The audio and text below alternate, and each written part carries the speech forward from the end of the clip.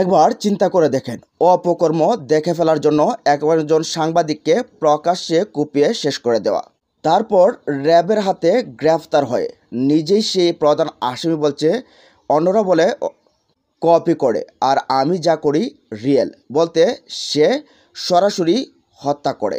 দেখতে এদেরকে কতটা হিংস্র মনে হয়, তাদের পেছনে কত বড় শেল্টার রয়েছে, নিশ্চয়ই কোনো রাজনৈতিক দলগুলো। সেদিন গাজীপুরে একজন ব্যবসায়ীকে কুপানোর দৃশ্য সাংবাদিক আনারুজ্জামান তুহিন মোবাইলে ধারণ করার কারণে তাকেও শেষ পর্যন্ত জীবন দিতে হলো।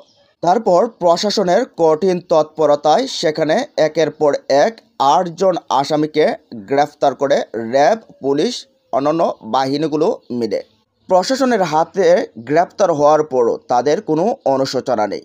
এখান থেকে বোঝা যাচ্ছে যে পুলিশ তাদেরকে ধরে নিয়ে যাবে ঠিকই, কিন্তু আদালতের মাধ্যমে তাদেরকে কিছুদিন পরেই আবার রাজনৈতিক দলগুলো তাদের স্বার্থ হাসিলের জন্য আবার বের করে নিয়ে আসবে।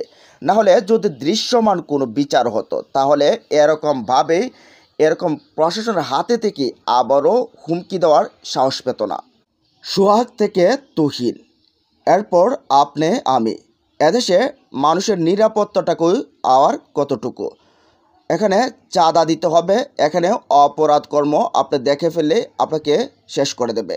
আবার এই কুখ্যাত সন্ত্রাসীদেরকে বের করে আনার জন্য আদালত পাড়ায় দেখবেন আইনজীবীরার লাইন ধরে গেছে।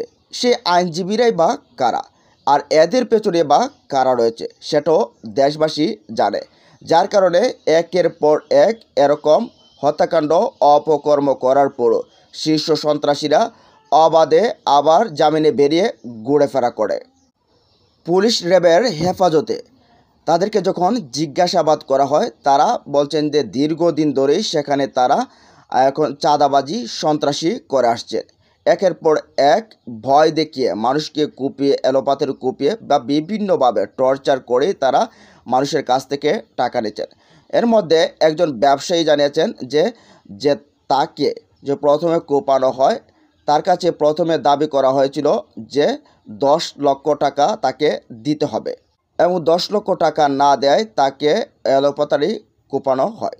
সেই ছেলেটা বলেন যে আমি তো গরিব মানুষ, আমি এত টাকা দেব কোথায়। সেই কথা শোনার কোনো ধৈর্য তাদের নেই, কারণ তাদের দরকার চাঁদা, তাদের দরকার টাকা। আর এই দৃশ্য সাংবাদিক আনারুজ্জামান তুহিনের কাছে ছিল। এবং অপরপক্ষে যেদিন ঘটনা ঘটে সেদিন যে মহিলা আটক হয়েছে সেটাও তাদের গ্রুপের সদস্য। একজন ব্যক্তির সাথে সেখানে সংঘর্ষে লিপ্ত হয়। সেখানে সেই পুরুষ যখন তার উপর আক্রমণ করে তখনই ওই চক্রটি সুযোগ পেয়ে যায় এবং তারা এলোপাতাড়ি তার উপর আঘাত করতে শুরু করে।